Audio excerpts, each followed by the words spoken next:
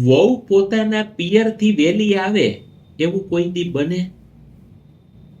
તો તમારો જવાબ એ હશે કે આવું કોઈ દિવસ શક્ય નથી. પણ હા, આવું શક્ય છે. તો તમારે જોઈએ છે એનું સિક્રેટ શું છે?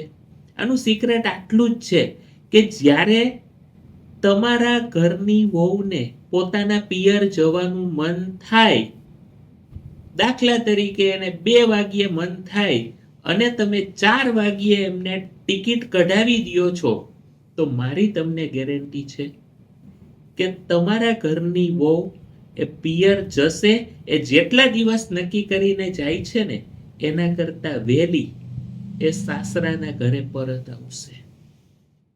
તમને શંકા છે તો તમે ટેસ્ટ કરજો.